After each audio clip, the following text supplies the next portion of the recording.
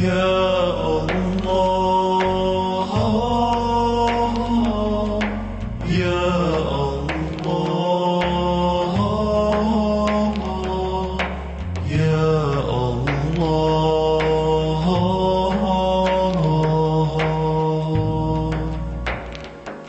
سبحانك ربي سبحانك سبحانك ما أعظم شانك ندعوك ونرجو غفرانك سبحانك ربي سبحانك أدعوك لترحم أبويا فهما. بسم الله الرحمن الرحیم. برادران و خواهران عزیز، امروز 27 ثور سال 1430 هجری شمسی ما با ولایت غور هستیم و امروز توزیع داریم که دری فود پکیج است، آرد است، برنج است، چای است، ذره است و روغن است، نمک است.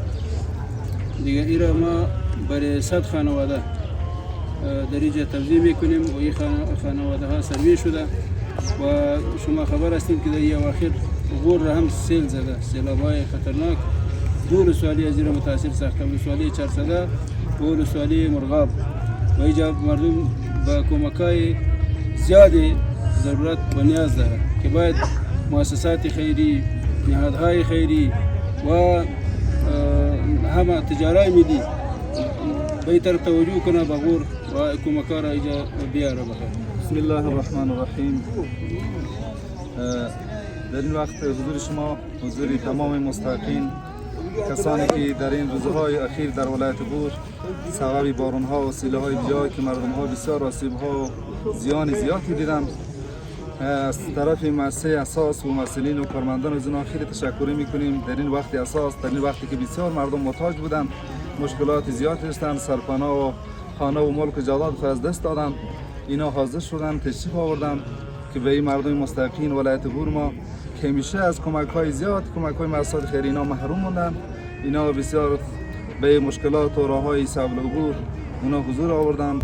خیلی تشکر، خیلی ممنون. خدای پاک شما سرفراز یازدی نیاز داشته باشه که ما اعتماد پریشان جرقنده شما کمک میکنید. خداوند به شما کمک کنه. تشکر به اون نفرایی که به ما کمک کرده، باز امید داریم که باز کمک کنند. خدای پاک شما را داشته باشه. تشکر به مقابل شما مردم که با ما خدمت کردن، خیلی ممنون هستیم. میخوایم که دیگه ما مردم مستضعف هستیم، مهاجر هستیم، بدبخت هستیم، دیگه ان شاء الله با ما کمک کنید. نداریم این هم که بخیر که از این صبح همه روز ما بخیر مردم مستضعفیم که ان شاء الله یک شب خلاف نمیم، جای دیگه نداریم، مهاجر بدبخت کارگر و همه نیمکلای بخیر و شوی داریم متواضع. نرجو غفرانك سبحانك ربي سبحانك أثقل يا ربي موازيني وترفق بي يوم الدين واجعل